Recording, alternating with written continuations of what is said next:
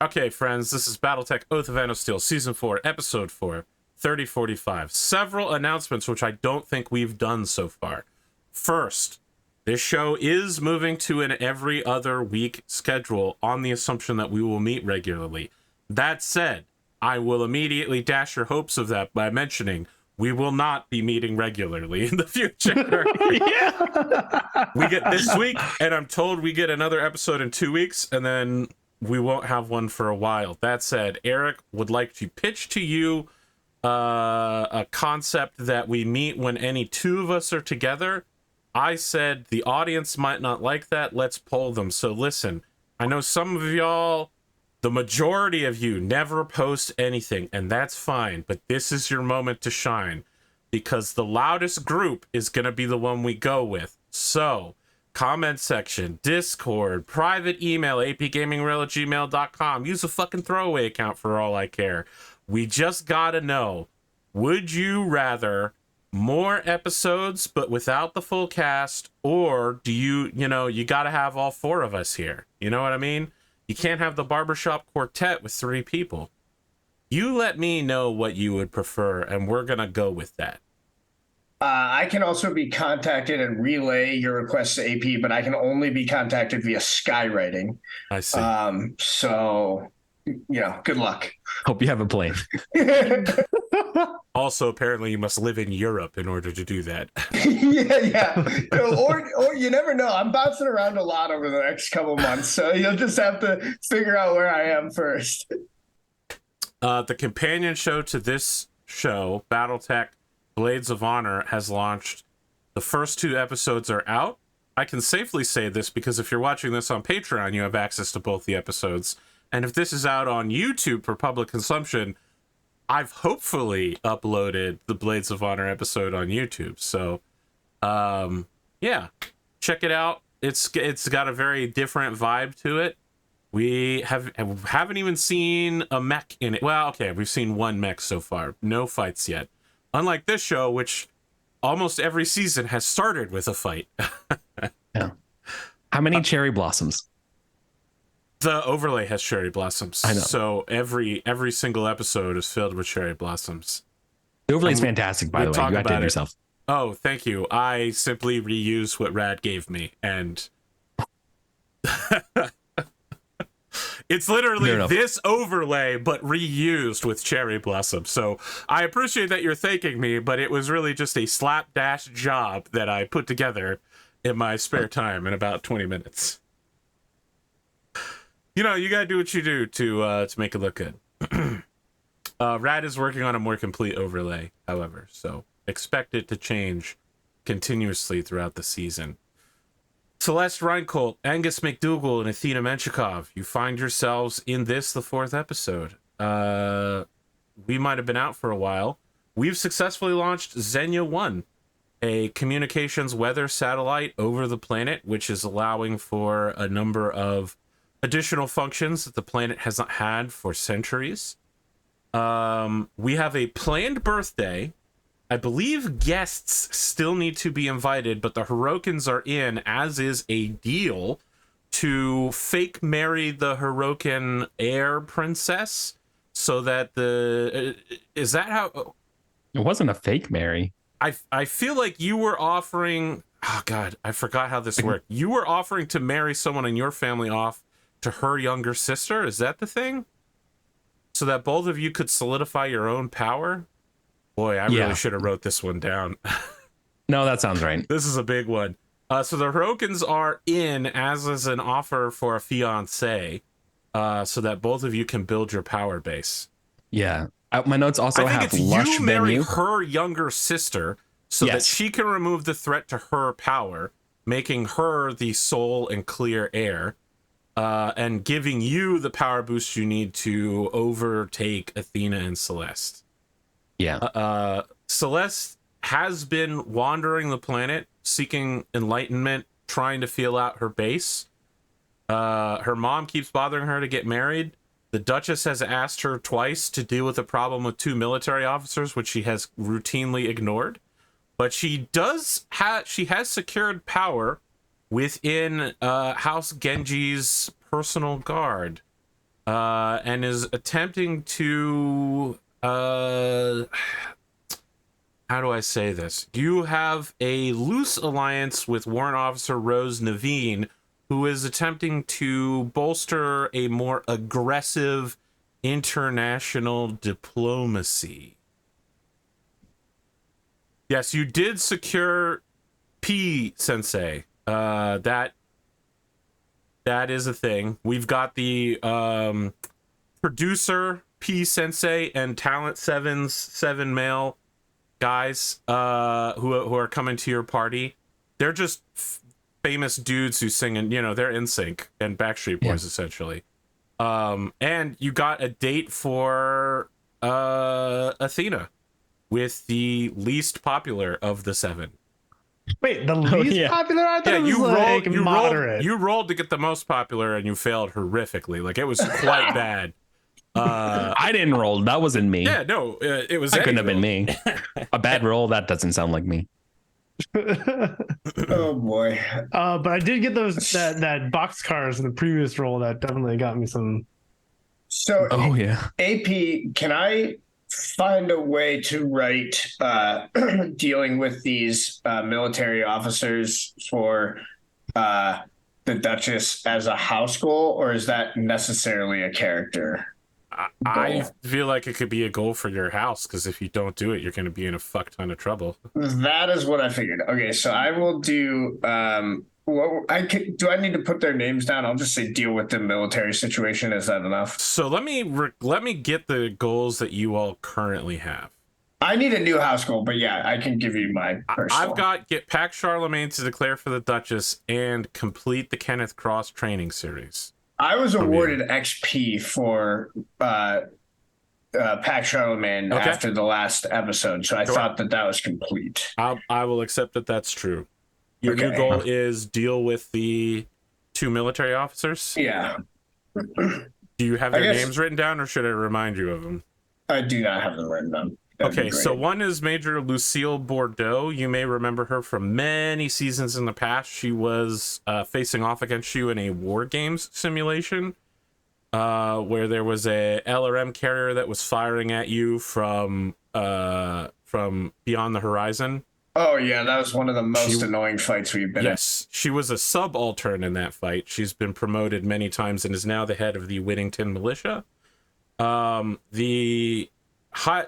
Technically only a captain, Caho Moreau.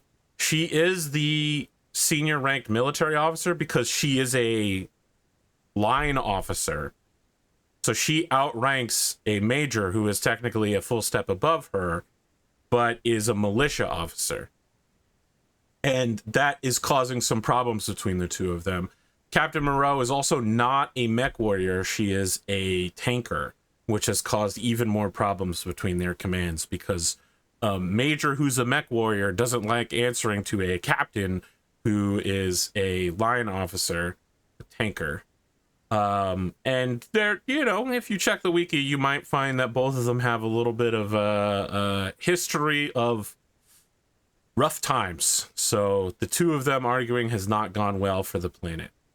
And the final note I have here is someone at some point needs to lock in intercontinental business deals because you told me this was going to be a big thing and we haven't touched it at all. True. Oh, yeah, Continental Interstellar Expeditions. Oh, and then Eric also had a machination around that. Take over the Pangolin lumberyard stuff was something. Yeah. Angus has 2 goals. Lumber One on the is other continent. the con lumberyards will answer to me, and the other is carry out a birthday party for my dad. Eddie's goals are protect cons path the information from the cons. I feel like I definitely didn't write that. And the second one is gotta catch them all business assets.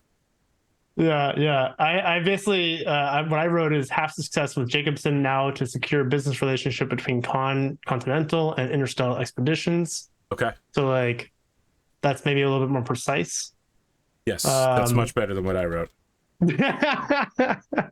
And then one of the other goals that I had is find a suitable suitor.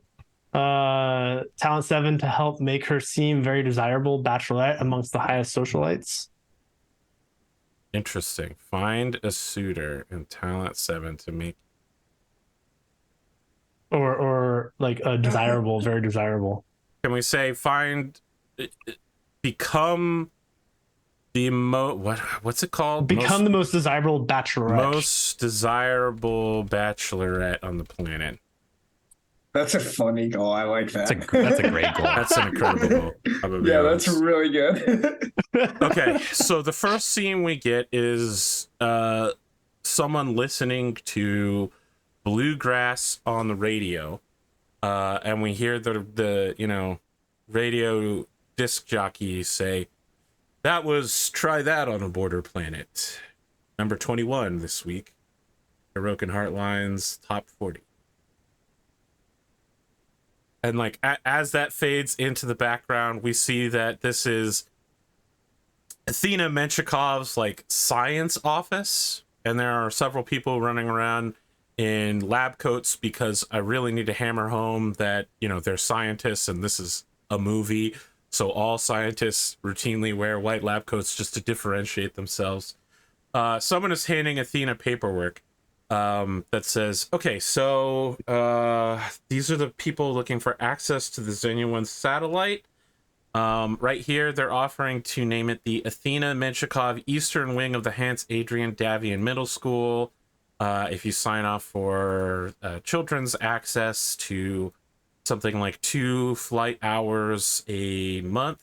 We've got the Xenia Menchikov Memorial Grant for underrepresented students. This is for 12 flight hours a month, and for 1 hour of access time a month, they're offering to name the Schisselterra Athena, a recently discovered dire grasshopper on the western continent. Apparently it's eating its way through the Yumber Lard's excess sawdust. It's something of a plague beast. Fascinating.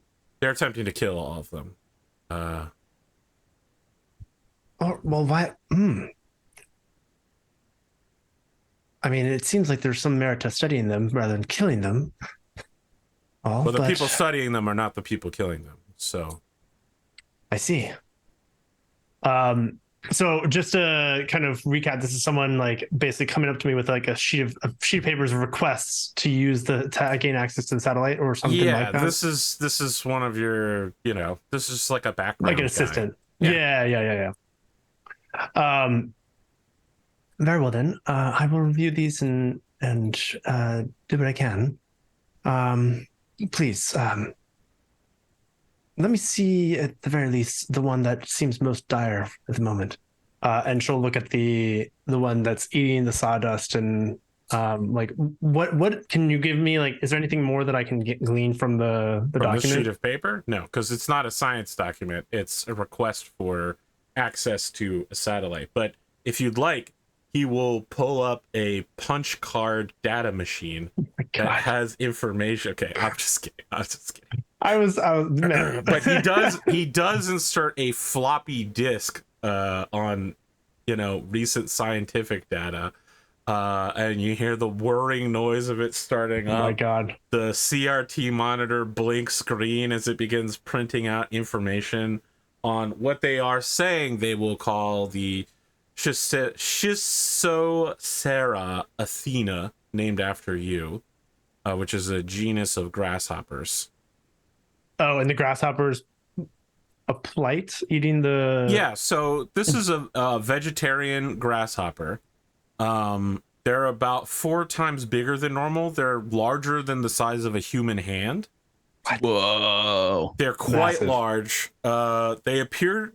So, they are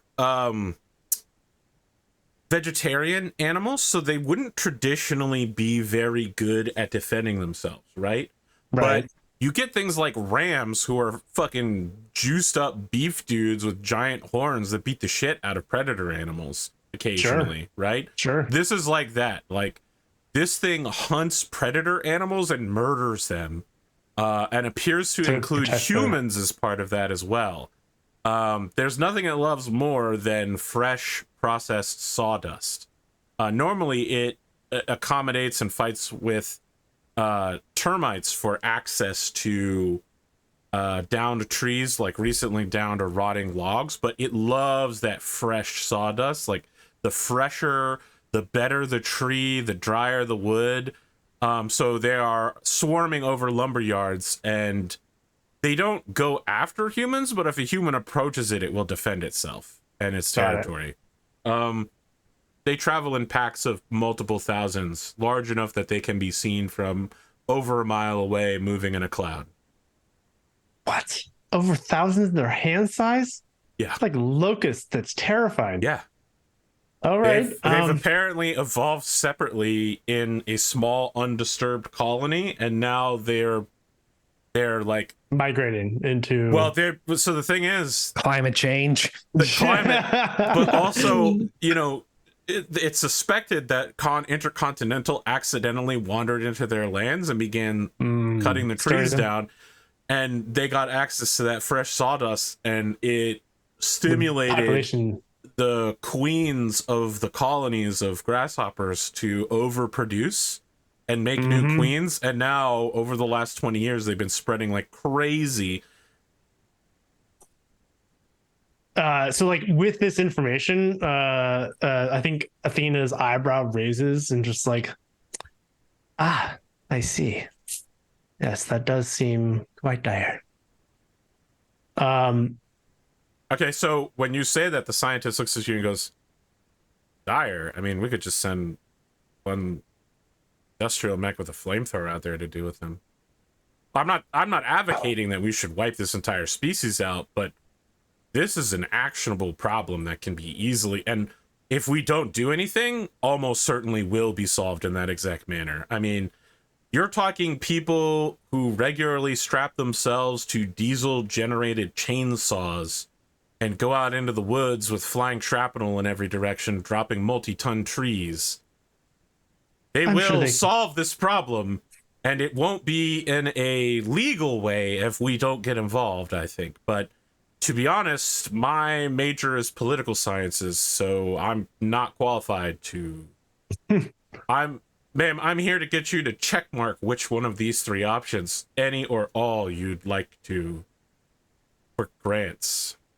Yes, I understand your role in this, and I appreciate your advice. I do know how to operate a word processor document, which is how I've pulled up this information on the Schistosera. Okay, so I think for that, I think Athena's curiosity about these insects and how they evolved. Drilling down on these fucking grasshoppers. No, I think like because it's immediately associated with her Intercontinental. Continental. So like she's very curious. So I think she'll approve that one specifically. Like she wants to get a better understanding of the you're evolution. Naming the grasshoppers after yourself. Oh, that's what they're offering? Yes, they're gonna name the genus of grasshoppers Schistosera Athena. Oh man, so pests are being named after me. This is their offer for 1 hour a month of satellite time. I want you to imagine, from the scientist's point of view, newly discovered species are extremely rare. And being named after one is very, very nice. Yes. But it is also a pest. So like, a locust type of creature. So like, there's a reason Einstein insisted it was called Avogadro's number rather than Einstein's number. Who's a scientist?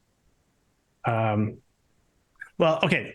To not linger on this too much. I think she'd approve it, but she'd request not to be named after the creature. And instead like, be given all the scientific information, or rather have all the scientific information redirected to her team so that they could study the evolution of these creatures. Okay, this guy sits there and sighs and goes, okay, I'll open negotiations with them. And then for the other two, it's like time for the kids. 8 years for this. This is why you studied, to make good deals, not bad ones. And then the other two were like related to high schools and kids being able to one access the imagery? is a grant for underrepresented students, so for minority students. And the first Sure. one was for a middle school, their new wing that they're opening up after you. The Athena Menchikov Eastern Wing of the Hans Adrian Davian Middle School. Gain access to the satellite and like the information from it For a couple of hours of satellite time. every month. Oof. There are quite a few hours in a month. That's true. That's true. Yeah. And Okay. this is for kids, just to be clear. Yeah. Yeah, I think she'll like say and yes to the other two, and let's make it a positive PR spin, as we are here to grant, or rather, let us elevate the PR for them, as we are here to improve the lives of our people with this technology. He stands up, he lightly puts a hand on your upper elbow and says, "Now you're talking my language." And he goes over to a rotary wall phone and begins calling people to finalize these deals. This is Battletech, okay? This is All right, UJ, we all had cell phones, okay? I remember like This the is big Battletech. bricks. Listen, motherfucker, there are still wall-mounted rotary phones in real life in government buildings. It's true. That's true. That's fair. It's like they got the big red phone. It's like emergency. Launch all the nukes. No, I'm just kidding. I don't know. That is a little bit more fanciful. Look, I'm taking your extremes, okay? I want to open the scene for anybody else if they've got something they want to. I've got Eddie's just opening science plus bluegrass music. When is this party? Soon, I think, probably Yeah. before the end of this particular episode. Angus has gotten almost everything he needs done for it. Would Honestly, Major Bordeaux and Captain Moreau be the type of folks that would be invited to such an event? So, So the answer is yes. Anyone who of important would be there. It's So- my 2 cents. Captain Moreau is a noble and Major Bordeaux is not. That said, a major in the local militia isn't a bad invite.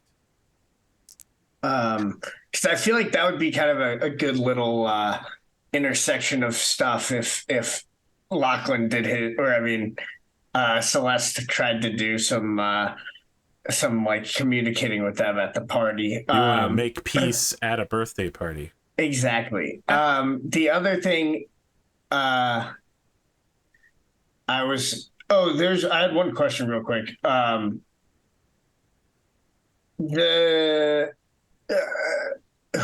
When it comes to the military on Whittington, does the Duchess act as kind of like is there like a commander in chief role, like a chief executive?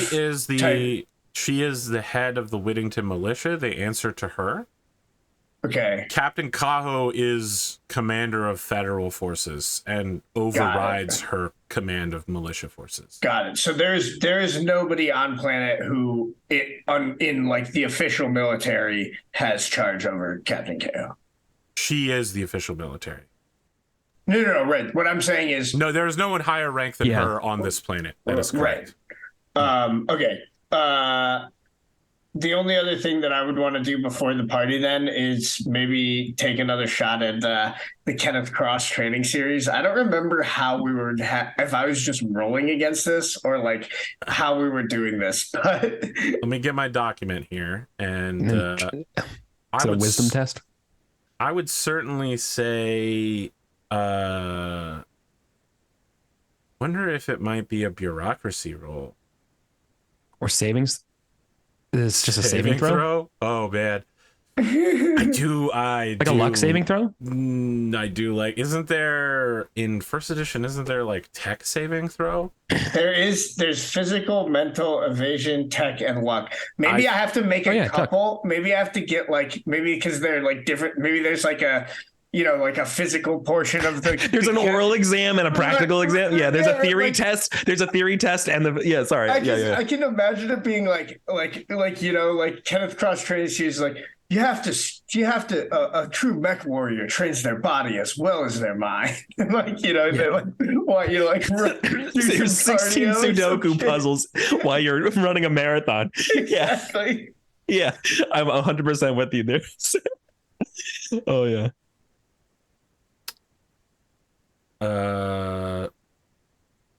The answer is to who you're being betrothed to is Carmen, Thank not you. Sophie. I can remember her name. Yeah, I think a tech saving throw to start with. Okay. I need to.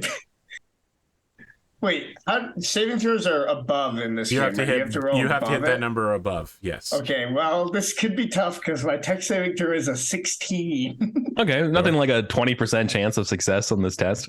Okay, Better than the bar do exam. We have any Yeah, they're in the center of the table, right here. Too soon? Too soon, Sam? Yeah, that's a tough one. That's a 9. I mean, look, some people are blessed enough to get this kind of stuff on the first try, but you got to keep hitting the books. Yeah, that's fair. Yeah. What was the course that you're studying right now? It's the Kenneth Cross training series. Yeah. It's the Rad. It's like something that Rad made up as a joke when he was visiting and betrayed us. Yeah, I'm just remembering like which course was, because that Kenneth Cross having that Is there a series syllabus, is dude? not a joke. It's just that there are hundreds of different classes. Okay, well, maybe that my goal was too big because the original purpose of the goal was to complete the entire master class. You wanted the accreditation of completing the coursework. Yeah, exactly. So whatever that represents. Oh, I think it's probably the like basic knows... Mechwarrior course then. Okay. Yeah. Yeah. You listen, you can pilot a mech. You have piloted a mech. You've gone on mercenary missions. He's talking about advanced level theory that you don't really like. You've done practical mech piloting, and he's like, all right, so you have to understand how the brainwaves interact with the gyroscope. It's a 4-part connection through the diagnostic interpreter. We're going to walk you through how your brainwaves are translated into electrical. And you're just like, just imagine a dude that looks like an MMA fighter with America shorts talking about like a Brian Cox quantum physics. You know, he's like, and now we're gonna go over the diagnostics. Sorry, I can see it in my head. Yeah, that's incredible. So that's really good. It looks like a guy who should be on American Gladiators and is instead on Legend of the Hidden Temple. Yeah. Oh, yes. Oh, man. Legend. Oh, man. Oh, American Gladiator. That takes me back. I love American Gladiator. I made a whole show about American Gladiators. Solaris They Nights. just released a Netflix documentary about the American Gladiator series. It was pretty interesting. Interesting. Now I know what I'm going to watch. So good at naming people. They were like, that's right. The name's Turbo. And then the next guy in line is like, I'm Nitro. And I'm like, God, this is so fucking cool. What else you got after having completed that and putting yourself to sleep? You're sending invitations to Major Bordeaux and Captain Morel? Well, I want them to get invitations, but I don't want them to get them from me, right? Like, so maybe I have to like talk to like, I don't want to make it obvious that Celeste is inviting them. I want to like just have them get an invite. So maybe I have to talk to my brother. Are you calling him or are you visiting in person? Celeste will show up at his place. Someone opens the door. It's Fish. He looks at you with eyes that make it seem like killing you would make his life a lot easier. Celeste will wink at him. You don't have an appointment. I didn't realize I needed one to see my brother. Hold on. He closes the door in your face and pulls out a walkie-talkie. Hey, your sister's here. You know, the illegitimate one. Hey, I was legitimized.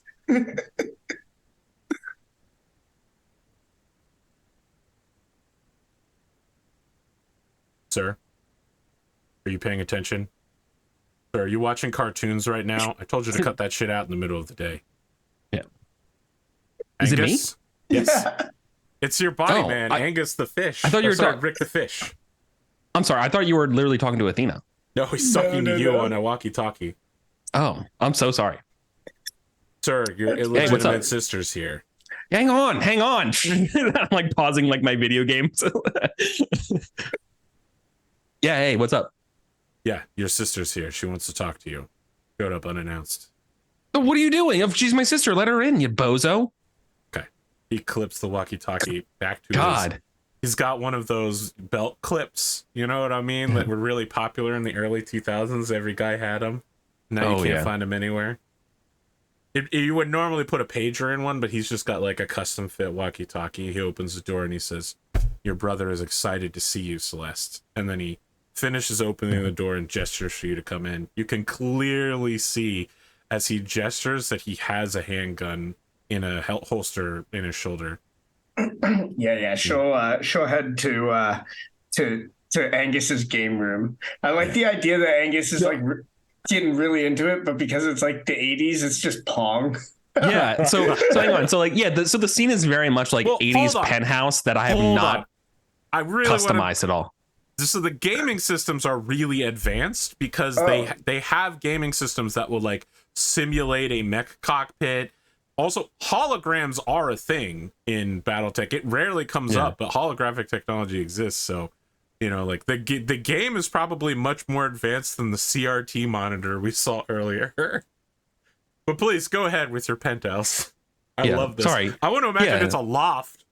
Yeah, it is. It's a penthouse loft style place, right? But it's like it looks like it was a showroom. You know, like I have no personality in here at all. There's nothing except for just like the video game console attached to like the giant plasma TV kind of situation. You know what I mean? Obviously not plasma. You know, indulge me for a second in the description, right? Whatever the big TV is, right? So like this is very much just like, you know, exactly where I'm at. There's like just some like Chinese takeaway, you know, open out in front of me, and I'm just like gaming on whatever sports game it is at the time. It's paused. If it's a sports game and it's like a 2-player game, I think then Celeste will just pick up a controller and sit down. Oh, okay. Yeah. Sure. Just come into my house and not a how are you, just instantly, okay, well, you came to play. Okay, I see. I you know, I'm not putting up any resistance to you say I'm doing that. I'm just the character is like, oh, okay, well. Yeah. And Celeste will just kind of gesture and just say, I figured you'd want to play while we talk. Yeah. Well, you thought right. Let's go. Okay. I would like both of you to make a computer's dexterity roll. Okay. I have -1 computer. But I don't want you to reveal the results until the end of this. And if both of you fail to get higher than a 6, you need a 7+. The computer will win at Mario Kart. Okay. I've got my number. I got my number. Okay, so continue talking and I will narrate what's happening in the background. Yeah, so Celeste will be just like listen. Yeah. I got a good project here with the Hirokins. Oh yeah? Yeah, they're helping me design some primary beer real man of genius award for Dad. Does Dad even drink that stuff anymore? No, but it's just a sponsorship deal, and you know that's what the people want. So like, it's really just it's a sponsor for the homage. It's about Dad's you know his generous heart and how much he's given to Whittington over the time. Yeah, Celeste just smirks. He's like, "Oh, I'm sure he'll love that." It's a birthday lifetime achievement award kind of thing. You know, it'd be great. Yeah, he'd love it. Speaking of the party, how's Planet Night going? Oh man, it couldn't be better. You know, they got Lush renting out the entire complex. Interesting. It's gonna be tight. Well, that should be good. It should be good. Yeah. Yep. And Talon 7's been helping out with Celeste, or with Athena. Wow. So that's on lock. You Holy know? cow. Yeah, that's a big deal. Look at you. Yeah. But Yeah, look. I wasn't sure what you were going to put together. You know, I was almost worried it would be, you know, more of your kind of party than Dad's kind of party. But it sounds like you got something good going. Hey, I don't know. If I wasn't going to be in charge of this family, you know, maybe I could have had a job as a party planner. Yeah, she'll just chuckle and she'll say, what the fuck? What is this lag? Hold on a second. It's controller lag. Have you locked in the guest list, or you got room for a couple more people? No, there's still space on the guest list as I'm like frantically trying to still fill like the last like 50 slots or whatever. So like I have to see what I can do. But yeah, there's probably some. I mean, no, you're my what am I kidding? You're my sister. Of course there's space. Oh, it's nothing important. I just heard rumblings that militia and the military are getting, itchy feet. Figured we could invite the folks in charge, see if we can. I don't know. Seems like the kind of thing Dad would do. Try to butter up the folks in charge of the guns. Yeah, that makes sense. Yeah, we'll take the toy soldiers out of the chest for this. No problem. Excellent. I can send you the names if you want, but it's Bordeaux and Moreau. Yeah. One of them's a noble, at least. Don't trouble yourself to me. Just send them to my people. We'll take care of it. Excellent. Yeah. Good. Do they need VIP bands, or are they going to be okay with just the box seats? Let's not do VIP. Yeah. Okay. Good. Okay. Come on. Yeah. I know. Yeah. Come on. All right. Yeah. No, that's good. Thanks, sis. Yeah. Of course. Let me know if you need any help. I can happy to do something if you need. But it sounds like you got it all locked up. Thanks. I do. But I kind of do need your help with something. Not really related to that. Tell me what you know about. Not right now, but if you could, what are the cons doing these days? I feel like they've been up to something. Have you been keeping your ear to anything? Would any of the cons be running in Celeste's kind of military mercenary type circles? The cons they all left on their ship. They have no, I knew that, but we've established that like Celeste has spent some time off planet, like between like doing stuff with Genji and Pac Charlemagne and doing stuff with Morgan Griffins and so there is a con on planet who is not part of the main con line. Okay. The lane con is technically the heir to the original, his first unrecognized marriage.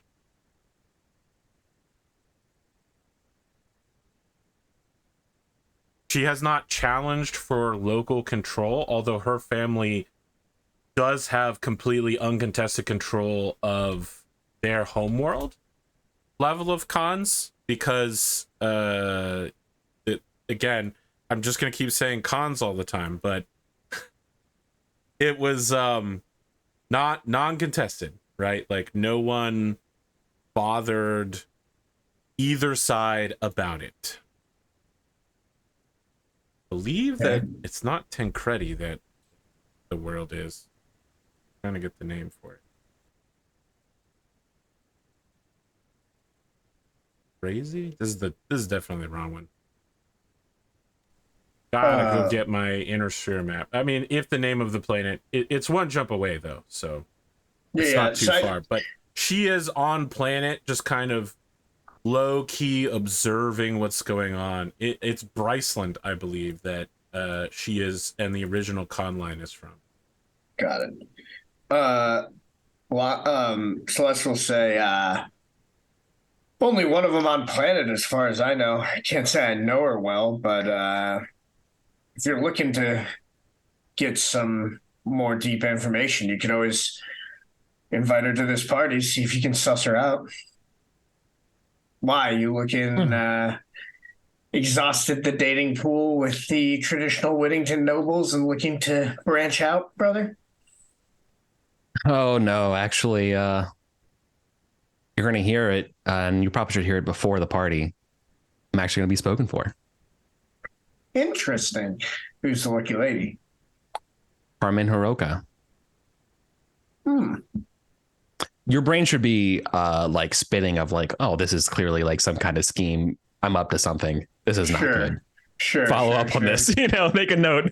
Yeah, well, he's spinning. Your character is spinning because you've been hit by a turtle shell and you're. Mamma mia. Yeah, I don't know that we can use that. I think there's definitely like a little bit of like she like gives you like a like smile and like oh, congratulations, that's wonderful, I'm really happy for you. But you can definitely tell that there's some aspect of like, what the fuck is going on, that makes no sense. You know what I mean? Yeah, exactly. You know, it's for, oh, you know how it is, love is blind. Fair enough.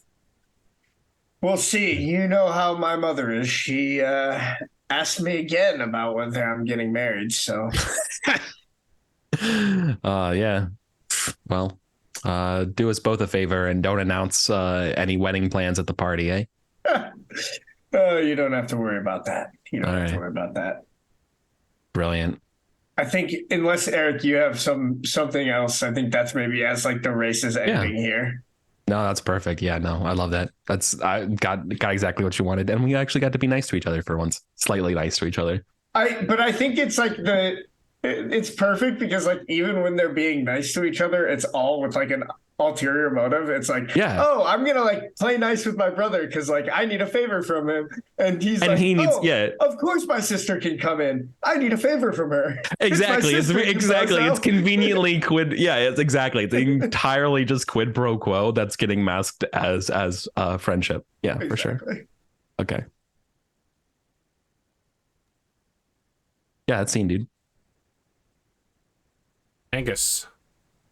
Mm-hmm. Technically, Angus. Wasn't your scene. What do you got to promote for your own personal scene? You can kick the party off at any time. Well, is there anything? We didn't announce the winner of the.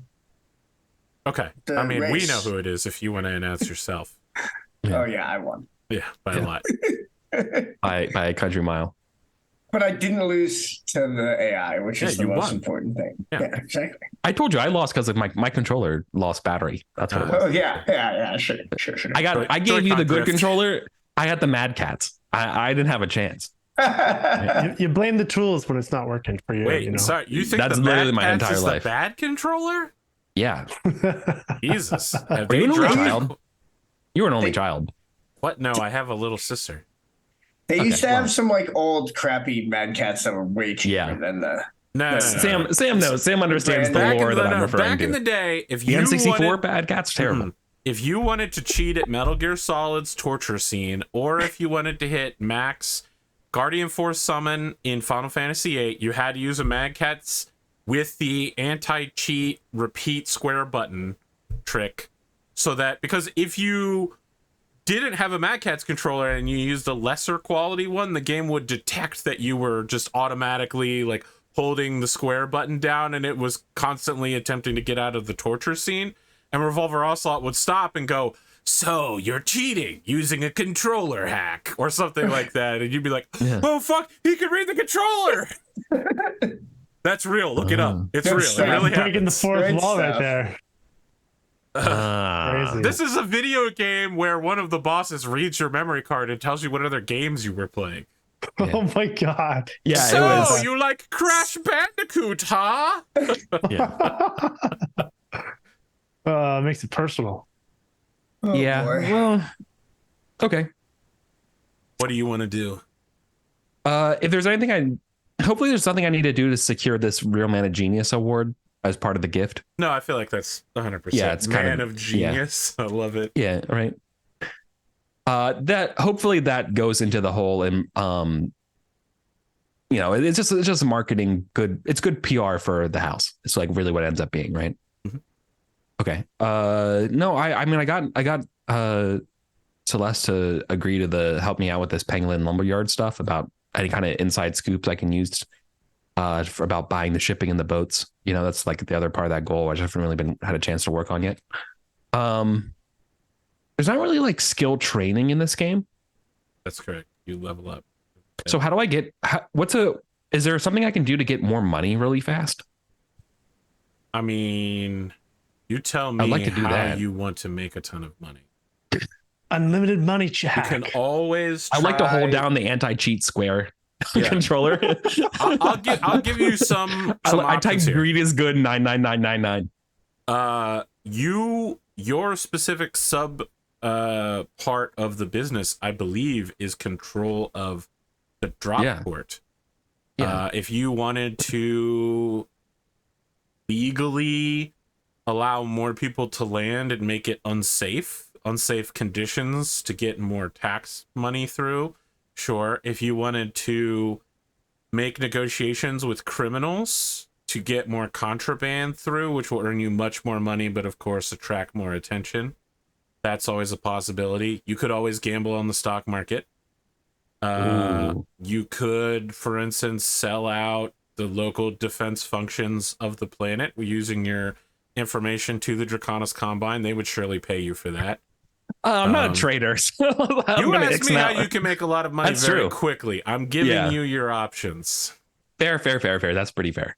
Thank you. All right. I think what I want to do is, I think I want to shake down existing people, right? Even better if there's a smaller gang or somewhere and I can just muscle in and take their turf, even if they were allied with me, I would probably do that. You're such a fucking Sebastian Bassett right now. Yeah. This is like watching young Sebastian Bassett rise to power. Okay. Yeah. Do you want to do this in one roll or do you want it to be a full scene? No, I want to do it in one roll because I'm really good at rolling dice. Okay, so I feel like you send Fish out as a retired police officer with a couple of the boys to go shake down some people at the western shipping ports past the desert. Yeah. Intercontinental has a fleet of commercial super carriers that slowly drift between the two continents, delivering supplies out and bringing the wood back. People at the western continent like having things, and it costs lots of money to have things, but it costs less money if you have someone illegally smuggle it. And there is a gang of longshoremen who bust chops down there and have essentially formed like a secret squad of people who stuff Oreos in between boxes. Yeah. I'm taking over their con. Yeah. Sure. Yeah, I'm literally gonna muscle over their turf. Could this be maybe like a couple rolls? Like, I know I said one roll, but like the idea would be like, could it be like kind of a linked test situation of like culture criminal? Is this? Are you just gonna straight out fucking murder them, or are you sending somebody to convince them that it's in their best interest to work for you? Murder is too much, too hot. It will be multiple tests then. Yeah. The first test is definitely going to be culture criminal, followed by, on a success, some sort of convincing roll. Okay. Culture criminal is just to even get in contact with them, to notice their existence. Okay, sure. The thing I was kind of thinking about though is maybe instead, like, maybe persuading could be something more like tactics or security, where like we kind of ambush them with like, we get the drop on them, guns out, being like, you're going to work for us, kind of like Breaking Bad. Okay. I mean, that's kind of what I'm using as an example here, but yeah, the idea would be kind of like open with culture criminal. I would accept a security roll or a tactics roll. Well, how I said I roll well? Yeah. That's actually true for the first time in my life. That's a 12. Not a dirty 12. A dirty 12. It's an 11 + 1. Fish, in the course of several hours, he figures out everything in his car on the drive there. He's got like I love Fish. He's got like a 98 Corolla that he's driving. Yeah. And there's like a U-Haul van filled with thugs behind him. He's in the car driving, one-handing a cell phone. He knows who all 8 of these guys are. He knows their moms. He knows their dads. He knows where they work. He knows where they sleep. He knows their favorite foods. He knows everything about these motherfuckers. He rolls up into town and it just like calls you on a little Star Wars style hologram thing. And he's like, we know where to get these guys. I can get them before nightfall. What do you want me to do here? I just like, want me to kill them? Persuade them, convince them that obviously, this is our turf. They work for us. They all need to be alive at the end of this persuasion. Yeah, I don't want to clean up. I don't want any cleanup.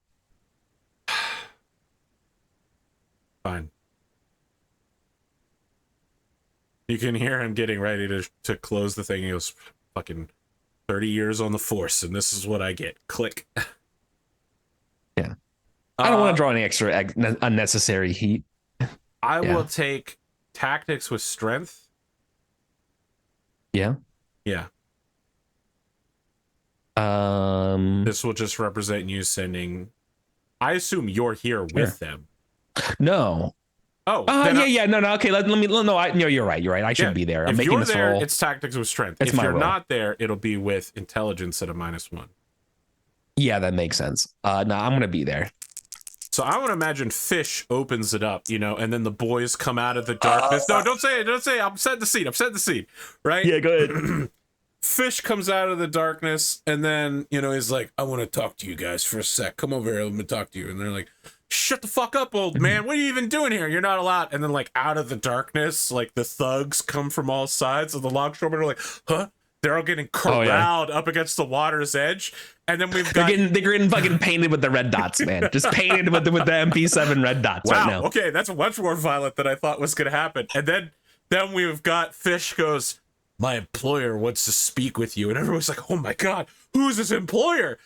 And we've got, out of the darkness, we hear the perfectly shined, solid clop of business shoes, like... The alligator, you see the reflection of the alligator scales in the night. Yeah, dude. Yeah. And then you walk out into the gaudiness edge, I'm going for. The edge of the light coming off of, a cargo ship shines down onto you. You walk out into it, you take your wide brim hat off so your face can be seen, and someone's like, oh, fuck, that's Angus McDougall. And, like, everybody's, like, up against the edge of the water. Like, one of them is trying to keep everybody from pushing him over the edge. The Sopranos theme songs playing, like woke up this morning. Yeah. We cut to them looking beaten, doing whatever you want. They're now part of your as I'm organization. taking off the brass knuckles. Yeah. All right. That's how you negotiate. Yeah. Okay, you can tell the audience what you got. I got an 11, total 12 again. With a +1 with my strength, so 12. This guy's like, I'm going to roll real well, guys. Then he does it twice in a row. Normally, that's when you burn it. Oh, yeah. I love it, man. Love it. What are you looking to spend this money on? Nothing. I just need of cash. I kind of just want like an asset of cash that I could kind of spend to help me with my other projects. Right. You want to Count Ronald Swan acquire a massive pile of money dice in the background for no apparent reason. When I stop every episode and go, Eric, I'd like to generate a cash die real quick. Yeah, I just no need apparent reason. Well, like whenever I think I need additional support or something like that, I can maybe trade it in for like a +1 to a roll. Sure. Being like, I bought informants or I bought. You know what I mean? Like, yeah, exactly. Right. So just the idea is I'm just buying myself a resource that I can spend later. You have the ghost of a beginning of an inn into Con Intercontinental by turning several employees of their subcontracting longshoremen for the transport company. Yeah. You're like 3 companies divorced from where you want to be, but you have a foot in the door. Oh yeah. We're gonna go up the ladder. Who has a scene they'd like to do next? Eddie, I know you've been cooking in the background. I don't know what you're talking about, AP. I've got like 12 messages from you here right now. Well, yeah, because I wanted to make sure we're on the same page.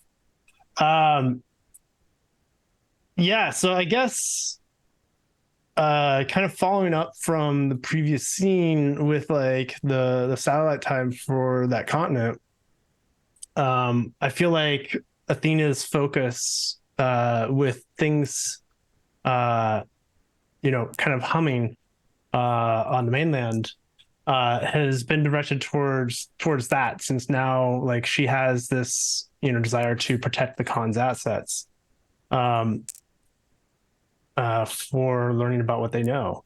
So I think with that, remind me again, Endosteel Expeditions is Jacobson's company, is that correct? Jacobson is a member of Interstellar Expeditions. It's like it's much it's a fully cross inner sphere, rich businessmen and top scientists who collaborate to recover the past. Got it. Okay. Okay. It's 100% a vanity project for sure. Got it. Okay. Okay. So yeah, I like the idea of this new species being like being touted amongst the discovered with oh god, I've already forgotten the name. Xenia 1 science Xenia satellite. 1 science satellite, new species on Whittington. And then basically use that as leverage to engage in like, funding to like research this and then use that to like kind of build up maybe a relationship for the Interesting. Western space. Before we get to that, you did want to pin the name of the grasshopper to a dislike scientist. True. Yeah, I mean, I think, and again, maybe this can tie into that, where the idea being like,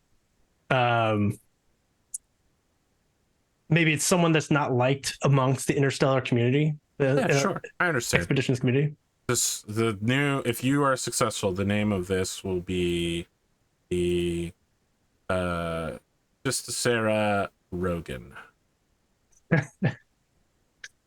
Named after a local pseudoscientist. If you fail, of course, it will still be named after you. Lovely. Against your will. And what am I trying to hit here? Just a 7. Are you using bureaucracy or science? Bureaucracy, because you said there was a -1 that would basically negate the benefit of science. Yeah.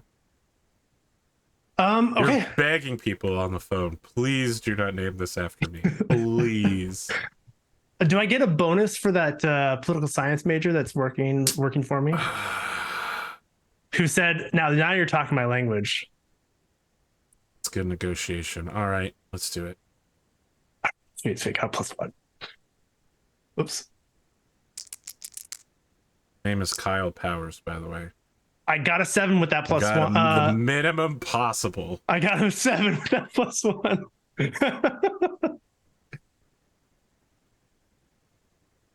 You are run up against a wall. You're so exasperated. Kyle walks in the room and takes the phone out of your hands. It's the wall-mounted rotary, and you're just like, hey, James, just do it our way, okay? All right. Look, I got you, bro. Next time you're in town, I got all the coke you need. All right. Love you, man. He hangs up the phone. He's just like, okay, I got it done. That's how deals are done in politics. Just to be clear, everyone, that's how deals are done. By knowing the person on the other side of the phone from your fraternity. Yes, that is actually how deals are done. It's very true. Okay, you have successfully logged Mr. Rogan in as the new name of this horrifying super non-predator.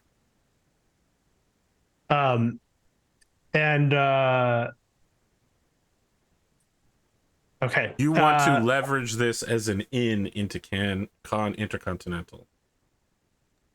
Yes, basically setting them up together. So it's as an in for interstellar expeditions to do business with Continental. Okay. So I think the first thing is you need to establish a reason why interstellar expeditions should care. Their business with you is thoroughly concluded. They sold you a satellite.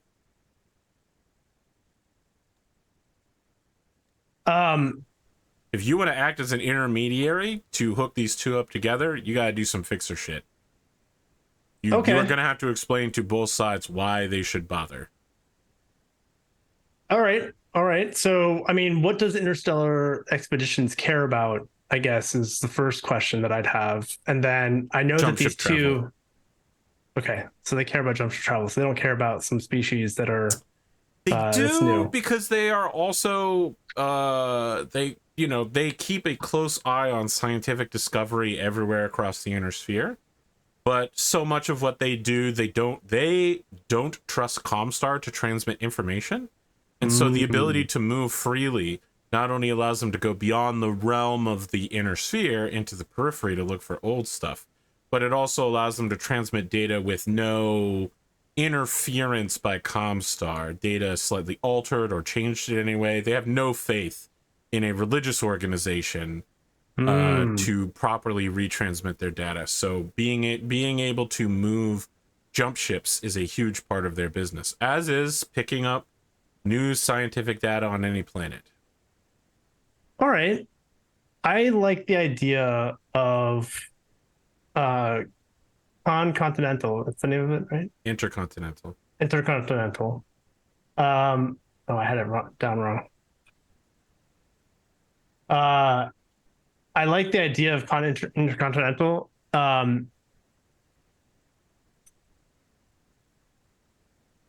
Because they also have kind of their MO of exploring deep space and finding pre-tech, and that's like HouseCon, not the lumber company, but yes. Got it. So if you want to make a deal between HouseCon and Interstellar Expeditions, that is a lot more feasible.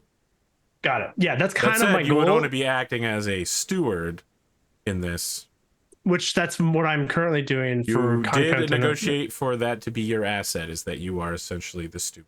So yeah, you can attempt to do this.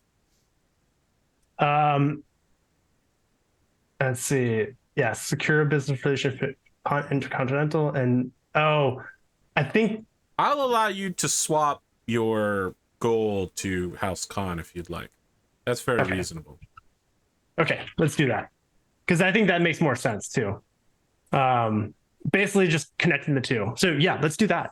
So basically like leveraging this whole announcement of using the new satellite to unlock scientific data of like this growing pest or growing locust of these grasshoppers on Whittington to open the door and start that conversation. You are scheduled in for a meeting with the local Interstellar Expeditions representative. It's a woman in her early 30s. Her name is Sapphire. She just one name, kind of like Cher. Just sits down across from you. She's got every indication that she's not from this planet. She's got blue hair, which is first, pretty big one.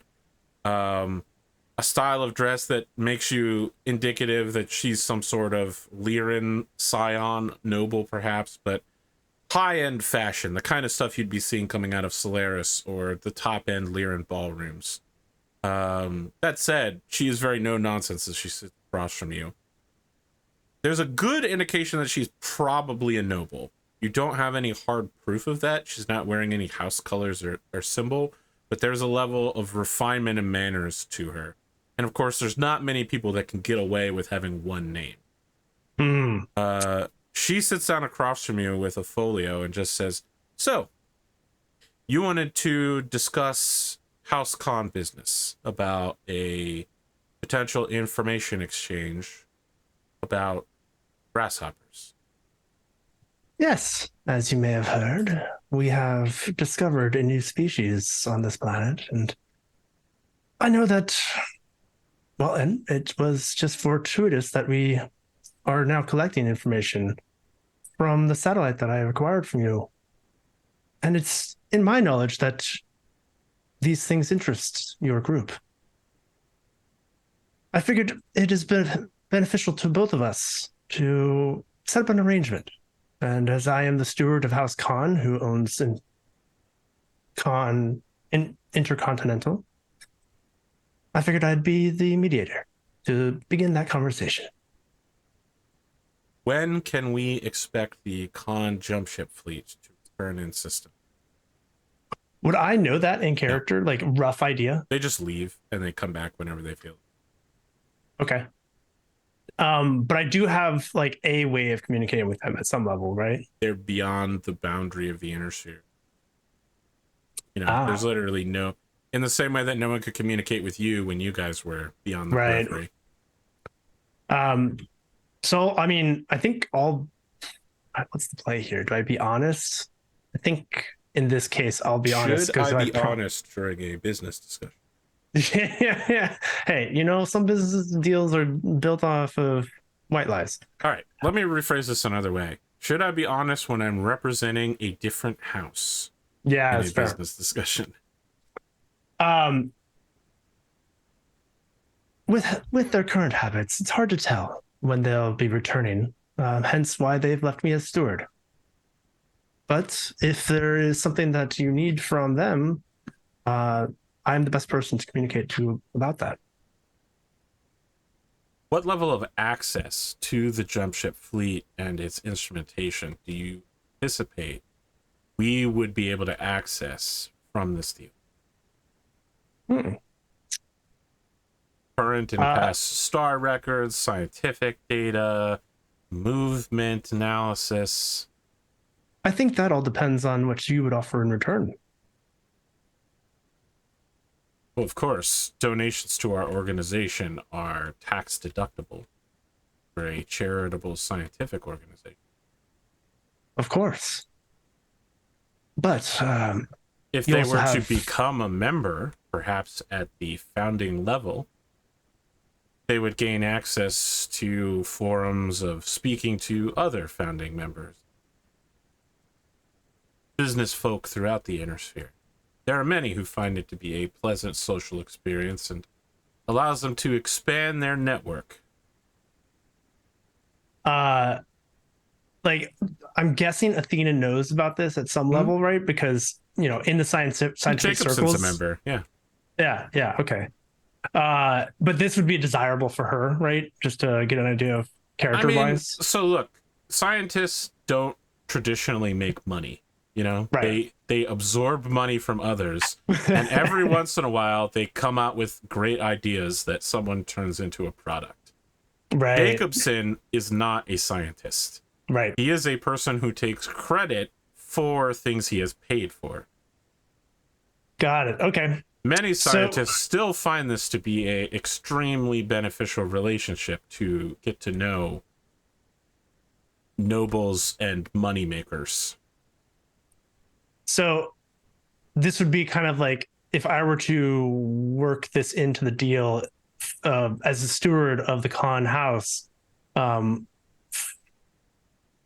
just to be clear, this is going to be extremely expensive for the Khans to maintain the level of, That's kind of where I'm trying to understand. They're not a big house, and they also don't do a lot of business beyond wood shipping, right? Like, they get huge influxes of cash at irregular times from their journeys beyond the periphery, bringing back old rare shit. But there have been years where they bring nothing back, and the whole trip was a huge drain of resources.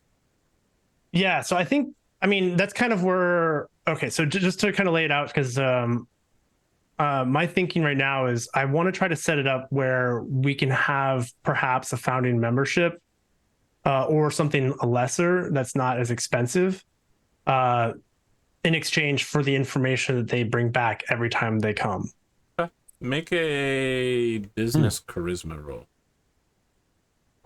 Business charisma. Oh, Jesus. Would I be able to do persuade? No, absolutely not. How about culture spacer? In no way. All right, fine. Under no circumstances. Unless no. Hey, you told me you wanted business ties. What skill did you think was going to be rolled? Look, no, I mean exactly, but also I will accept bureaucracy at a -1. Well, that gets me the same place, I guess. So I don't know what to tell you. Because I have you might have to accept that you just need to get lucky because you're bad at the thing you want to do. No, totally. In the same way that I'm bad at internet broadcasting. Because I have a 14. I have a 14 in charisma, so it's what does that equate to? I'm still we're getting used to the system. I believe that's a +1. Oh, 13 is a +1. Yeah. Okay. I just don't have it listed as one of my skills because I don't have rank in it. Well, I mean, charisma is a +1. If you don't have business, then you take a -1. Got it. Okay. So it cancels out and you have a 0. So you need to hit a 7, which is a 50% chance. All right. Yeah, do the impossible. You got a 7. exactly rolled a 7. It is hours of negotiation with this woman who is no fucking nonsense. Completely prepared for everything. The paperwork is exhaustive, but by the end of the day, you shake hands on a tentative agreement waiting for the true House Con to finalize the document, whereby scientific data they bring back will be given to Interstellar Expeditions, and in return, they will receive a massive discount from a founder's level access to scientists, data from other people, scientific forums, business meetings. Would you say that would accomplish my goal of accumulate business assets? I would. For Let's the cons? let's break that down then. Let's break down the kind of XP you're looking to get from that. Okay. That's big. That's So huge. this does not advance House McDougall. No. I think it would be difficult to say it advances Whittington, but I would say it advances humanity. So you start at 200. I mean, Advancing humanity. It would put Whittington on the map because, like, we now have this deeper The data connection. that they are getting is not from Whittington, though. It's from the Con Jump Ship Fleet. I think it's very hard to say the it advances. grasshopper data. Yeah, that's a immediate game, but that's not a future. You know. All right. I think so. 200 for completing a goal, 100 for advancing humanity. It doesn't advance your own house, and it certainly doesn't advance the Duchess. It is, however, only known to members of the nobility. So you get another 200 from that. So that's 500 XP.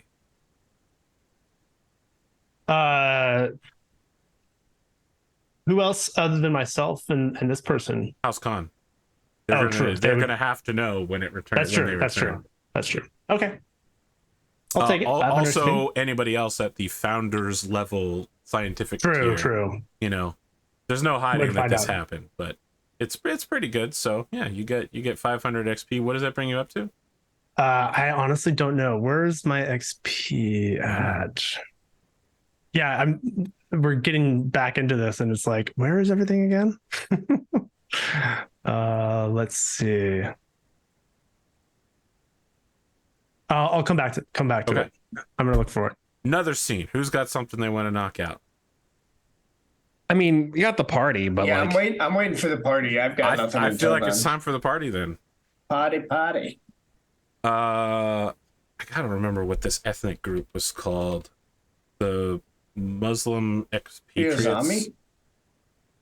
Sorry, what? The Azami? The Azami, thank you. So Azami religious music is very, very popular right now. So like a Islamic adhan set to Eurobeat is what people hear when they come in through the door, just like someone doing a spiritual prayer to like people are walking in, so like everyone who comes in is like, wow, what a party, you know, I've never been to is this what the youth listen to nowadays? I'm totally into it. I feel so young again. they have a transatlantic accent. So Golly gee!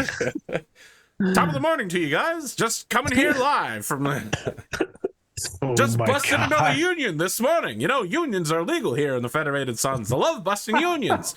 I like paying my workers less than what they're worth. Oh my god. You know what? I'm gonna tie that in. So I feel like whoever this person is talking to your father, Lachlan McDougall, and he's like, so then I said, all we have to do is have all the hiring managers put out open positions. It makes the company look like it's on the rise rather than the fall. Then I sold the company all of my stock. The stock price crashed. I came out like a bandit, looking great, and the next CEO got fucked right in the butt. Whew, I'm telling you, Lachlan, that's the good stuff. And Lachlan's just like, I'm pretty sure you just confessed to fraud. And he's like, it's totally legal. My lawyer said so. To the magical powers of private equity. I took a loan against the company and then sold all things as assets to pay off the Oh loan. my god. After having a controlling share. It's totally illegal. It is a mix of old men and women Lachlan does not look well. He's only in his late 40s. He has that criminal executive producer who's about to go to prison and wants to appeal to the jury to look as old as possible. Like, he's one step away from using a walker. He's gone extremely pale. He's dressed well, but the suit is loose on him as if he's recently lost a lot of weight. And his hair is thinning. He doesn't look well. By complete opposition, the Hirokins enter looking fantastic. I mean, your compatriot in arms, Tamari, comes in wearing a sort of goth, like, sheer lace sort of thing with another dress underneath it of like black with floofy skirts that ends up making her look like a dark princess. Maya enters like that. Carmen enters in just like a very simple is it called a sleeve dress? That can't be right. Oh my gosh. It's just like a very simple, mature dress that makes her look much older than 18.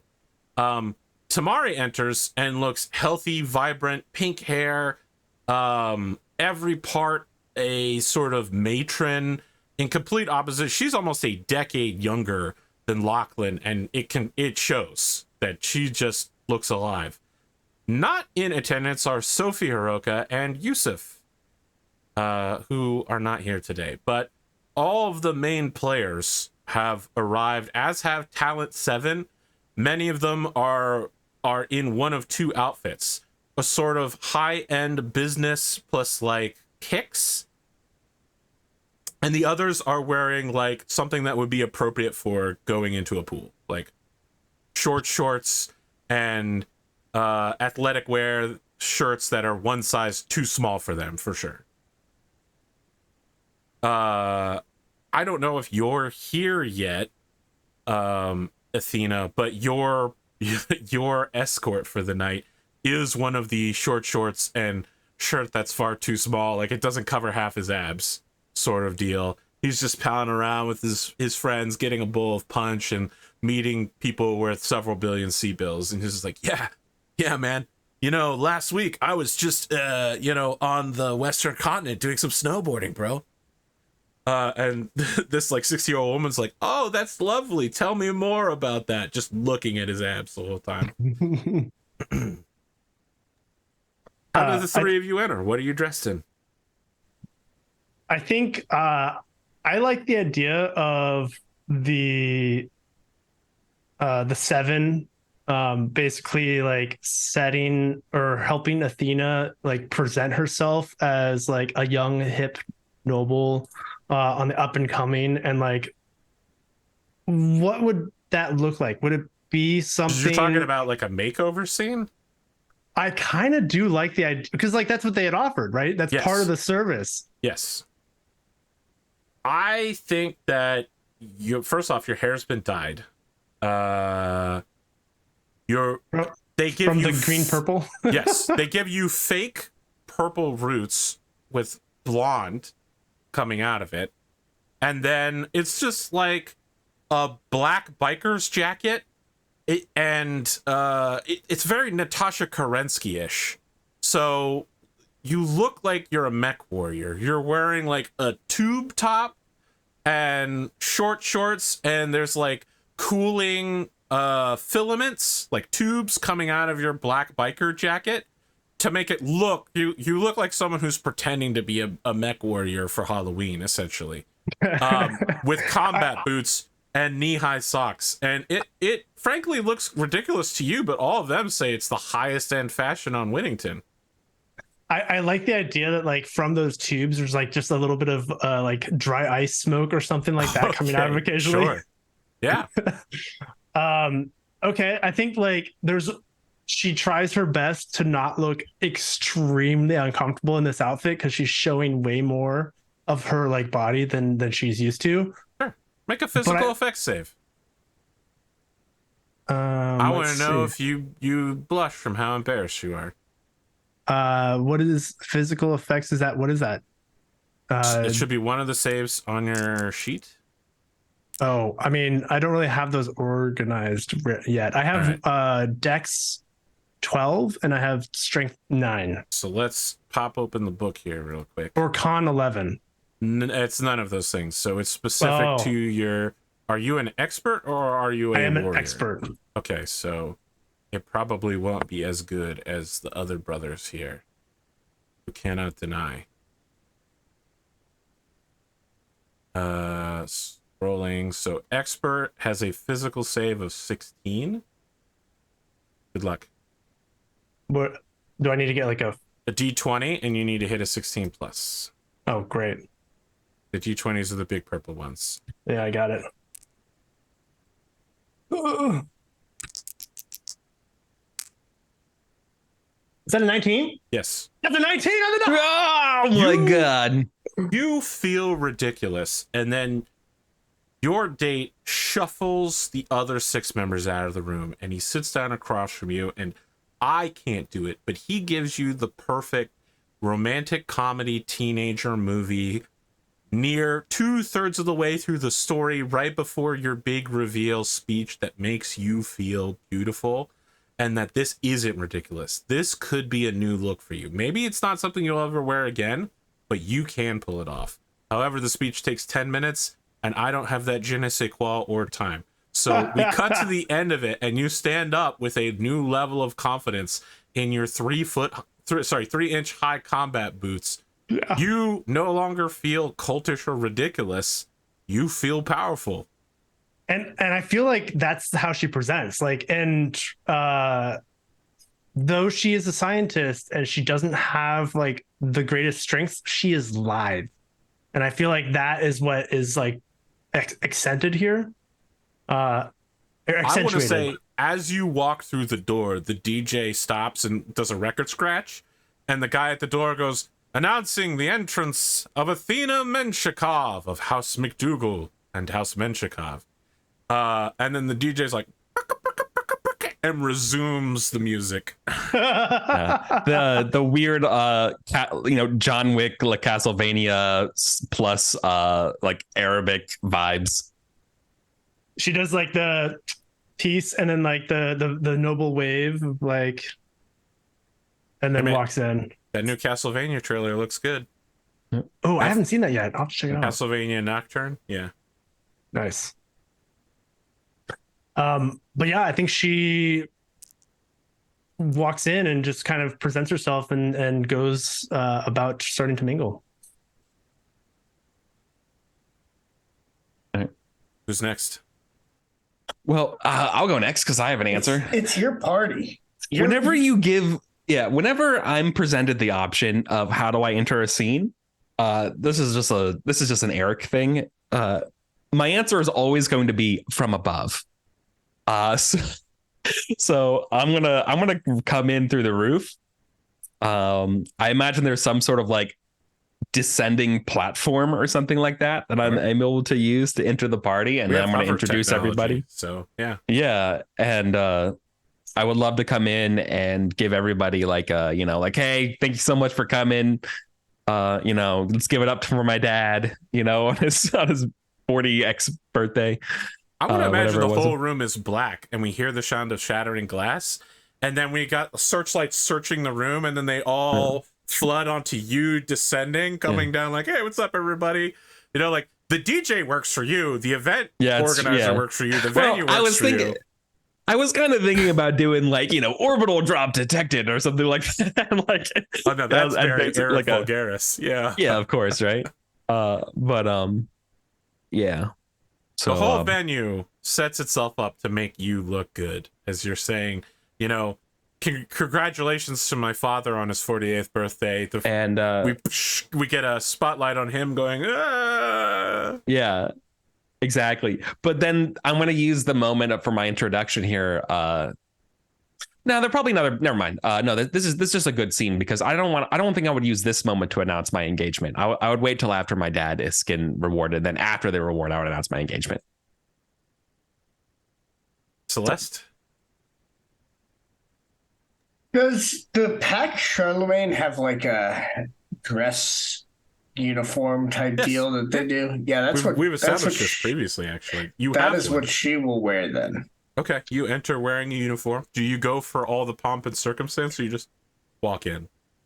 No, she just walks in, but like she does have, it's like a really like, I don't know what we described it as before, but I'm imagining like real kind of old school military like formal uniform with like the epaulets and like lots of like adornments and I mean, gold it has a and, very imperial Japanese yeah. post World War I feel because of House Genji's Eurasian background.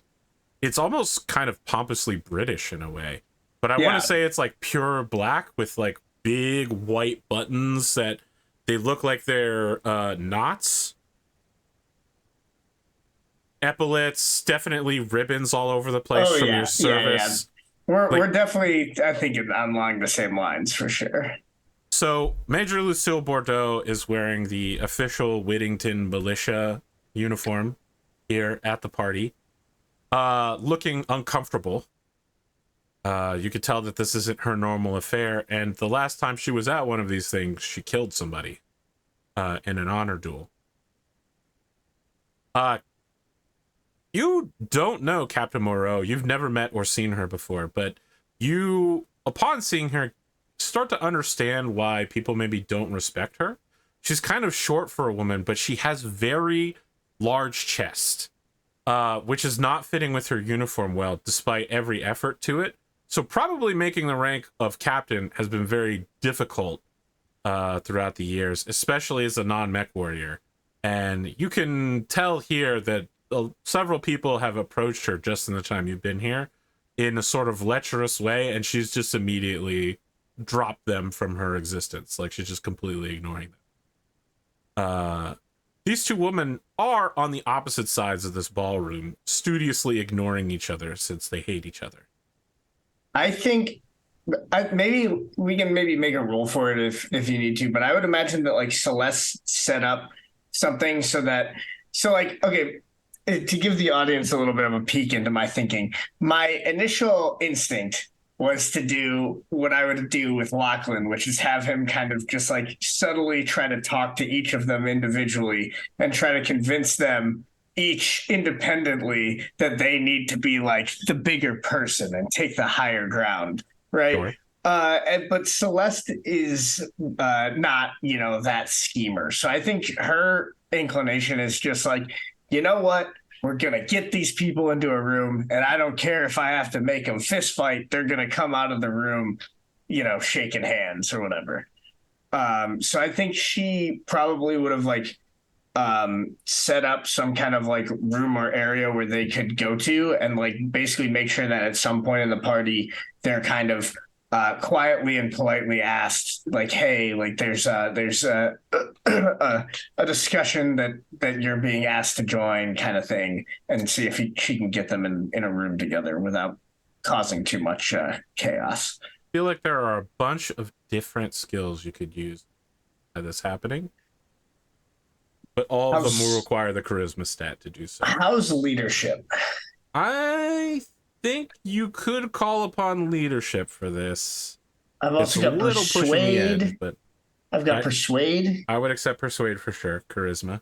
Okay, so those are both the same for me. But my giant charisma is +2, so that's good for me. You have an 18 in charisma? Yeah, you didn't remember that? You're a lunatic. You're insane.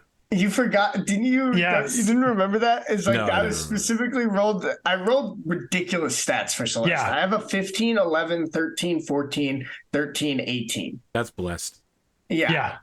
And I specifically chose warrior because I didn't want her to be like using the charisma. I wanted the charisma to be like a thing where it's just like, why is this person so like, it's a secret trait that she doesn't like to count on, right? She doesn't like to think of herself as the Lachlan schemer. She doesn't want to feel that she's like her father. Yeah. I also feel like it would be more like the kind of charisma that we would have seen from like a Jasper Hiroka, right? Where like people want to like Jasper, like he's the natural leader as opposed to like the kind of schemer, politician, tactician type vibe that Lachlan has. Anyway, here is my roll. 2d6 plus 2.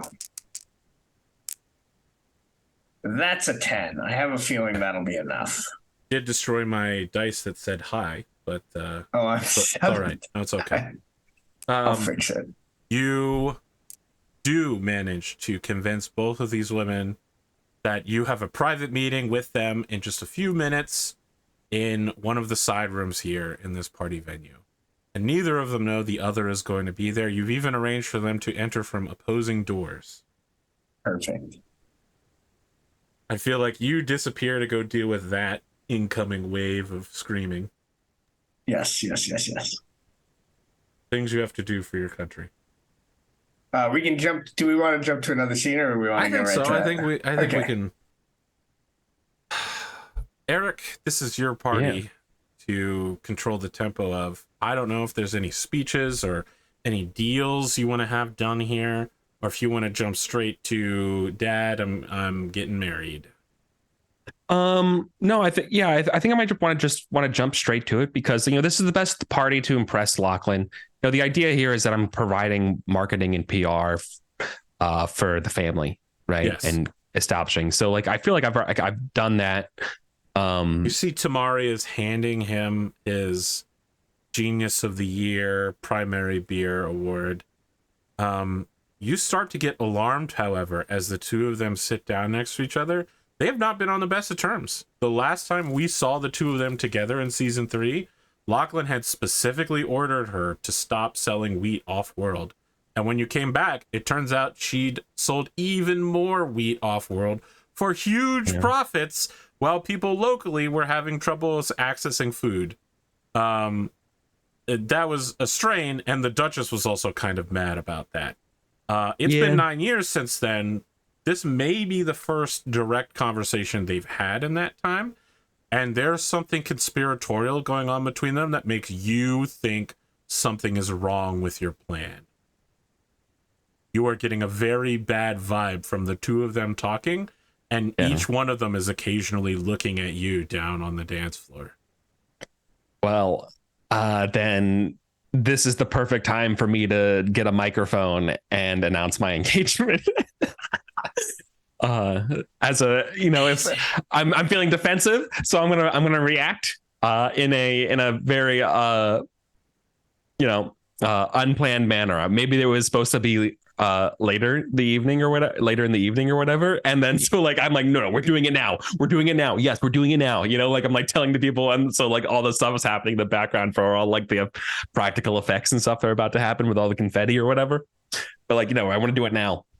I want to give my announcement to that Carmen and I are to be engaged, right? And so I go up on the stage or whatever. I imagine it's kind of in the middle, and I have to go up a little spiral staircase or something to get to the dais. Yeah. And I say, fair people of the party, let's give it up one more time. Yeah. Give it up one more time for Lachlan. Lachlan! Yeah. And I want you all to know, you all have been super grateful guests. And I thought it would be the best, since you're all here, to know that, Carmen, will you join me on stage? And she looks totally confused. Yeah. She heads on down to the stage. Yeah, she has no choice. The spotlight following her, right? And Carmen and I are, and I as I'm saying this, I reach for her hand. Are engaged. And the music drops for a second or whatever. I would like you to make it's called a sleeve midi dress is what Carmen is wearing. And it's now called Heroican pink, but it's the color that Tamari's been using for her hair for years. Yeah. I would like you to make a luck saving throw. This is for things to go your way. I believe I'm really good at warrior. that. Yeah. You need a 13 plus. I got an 8. Can I is there any way for me to re-roll this or no? I will let you use your warrior ability to once during a combat negate a successful attack roll against you to re-roll it, because you are under attack for what's about to happen. If I will this do luck that. roll does not go your way, your plans are in trouble. Well, I'm gonna roll really well right now, so it's totally fine. I roll a 6. So no, it's not good. Not good enough. Okay. Well, give it to me. No, wait. No, that was I actually got pressed knocked it. out. It was a 6 for sure. Oh, okay. Someone picked the die up and it rolled in the process. I was trying to zoom in and I clicked on it by accident. Hey, no, that's fair. Hey, fair play. Okay. The lights come up with Lachlan. He looks pleased with himself. Tamari stands up with a microphone. In the process, your co-conspirator is staring at you like, uh-oh, no one told you, huh? Like, Maya's just a wreck right now. Tamari takes the mic, goes up to the edge of the balcony where she and Lachlan are at, and she says, and I want to thank you so much for offering to join House Hiroka. I accept you as my new son, and the union between our houses will surely bring a new age of prosperity. To give up your own house and join hands with my own is the kind of forward thinking that we haven't seen since your father's age. I look at Carmen is confused. Maya is shocked and confused. And Lachlan is looking at you like, you fucked up negotiating with the wrong person. Like, you... Now, everyone, I wanted to speak to my new future son-in-law. So if you could make way for him to meet me in a conference room, just help him down from the stage, please. Thank you, everyone. Thank you so much. And by the way, my people brought several kegs of primary beer. So drinks tonight are on House Hiroka, and people are losing their minds. People begin drinking at renewed levels. Oh no. Eric, what did you get into? I love this for you. I want to continue the scene with you, Maya, Carmen, and Tamari moments later, all in a room together. Maya looks defeated. Probably for the first time in her life, things have not gone her way. And Tamari is, I want to say smoldering at you, but I don't want you to be like, ooh, she's smoldering at you. Smoldering like, you fucked up so badly and she's about to destroy you. Yeah. She says, glaring, audibly glaring. Yeah, I appreciate, young man, the need to negotiate political alliances. But I've always attempted to teach my daughters the importance of family and looking out for each other. I certainly would never say no to any union involving romance and love, and also a union of necessity, because I needed both for my husband, Jasper. And you notice she doesn't say anything about her current husband, Yusuf. I thoroughly disapprove of Maya's attempt to sell her sister to you. So you will graciously accept this union for about 6 months before withdrawing from this fiance situation. Carmen is just looking confused. She goes, what's going on right now? We'll talk at home.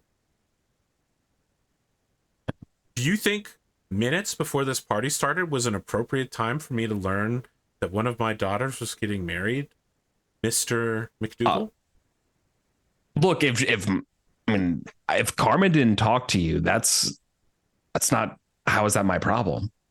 Maya didn't talk to me about it. I had to find out through other means. And you're right. Well, if your intelligence network is having a lot of trouble, maybe I could help you. I know some good people. I want you to understand that I'm not used to people half my age getting fresh with me. And I have to say, I don't like the feeling. Well, I'm not used to people twice my age trying to upset me at my own party for my dad. It's your father's You screwed party. me. You screwed me. You screwed me. You screwed me. You screwed me. As far as I'm concerned, no one in this room is ever going to screw you. Maya understands what she's saying. Again, Yeah. Carmen does not.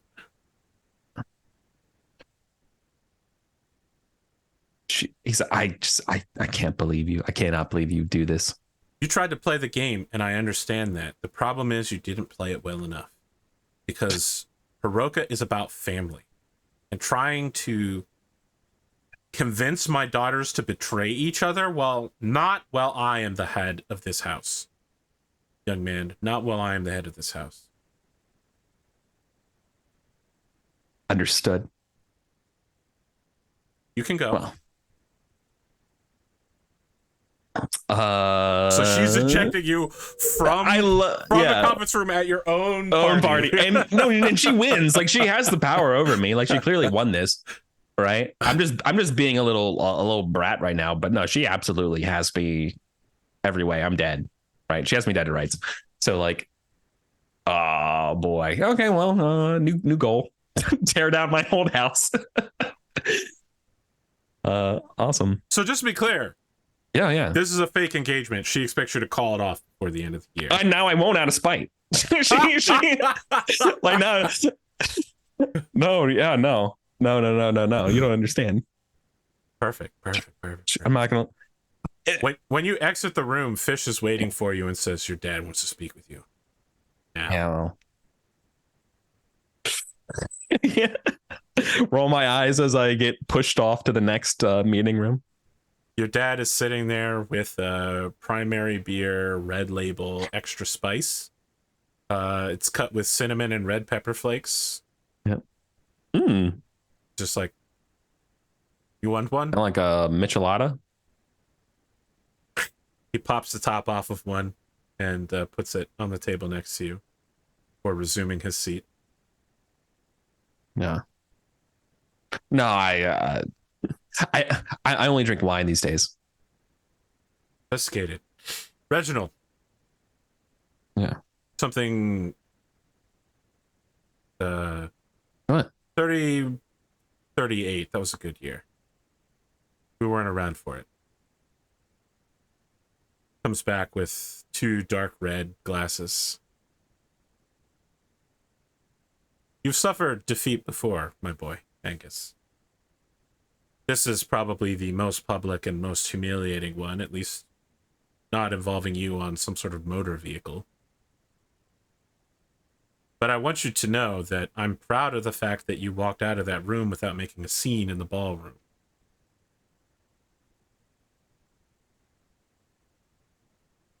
You raised me better than that, of course. But I don't understand why you think I got defeated. I'm clearly have the upper hand.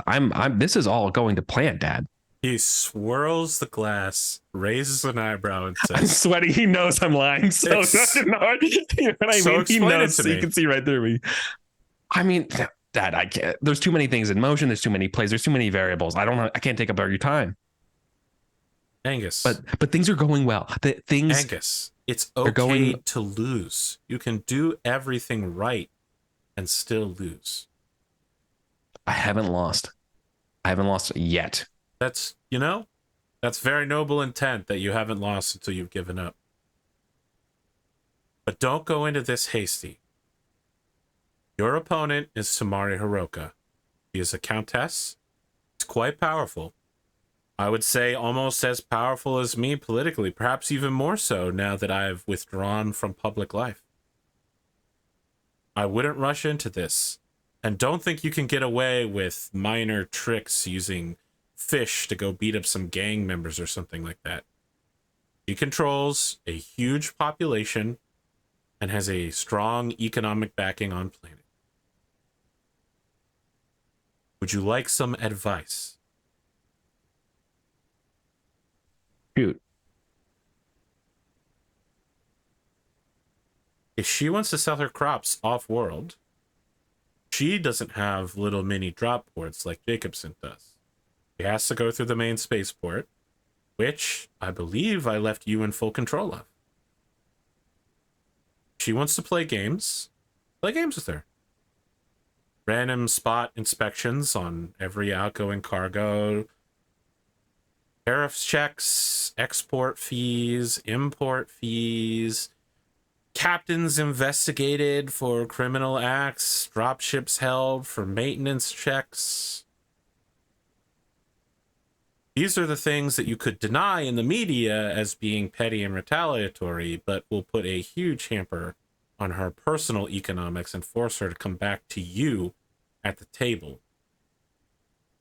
But just know, when you start on this path with her, it will be war. She drew first blood, Dad. You have to make sure it's worth it. I have no other choice. She drew first blood. I want to be convinced out of like basically scorching earth with the Hirokins. Though. He's not. He has an unusual sense of pride right now that lets you like this party's going better than he could have possibly imagined. Yeah. Come up with a plan and send it to me. I'm not going to interfere. I just want to know what you're going to do. It doesn't have to be right now. It shouldn't be right now. For one thing, you're drinking. So am I. Yeah. And you're angry. And that's not a good time to make plans. Right. Why spend this beautiful party on plan making where we should be both enjoying it? Happy birthday, it's a good Dad. Party. Yeah, thanks. Yeah. Thanks so much. You know, he reaches over and ruffles your hair in a way he hasn't done in a decade. And my armor falls off, you know, when he kind of does that, you know, like my lip quivers a little bit, you know, when I'm showing my father's affection of just want to do right by you, Pops. You have been right by me. I just have one question. Shoot. How did you get Athena in an outfit like that? I don't understand. Did she lose a bet?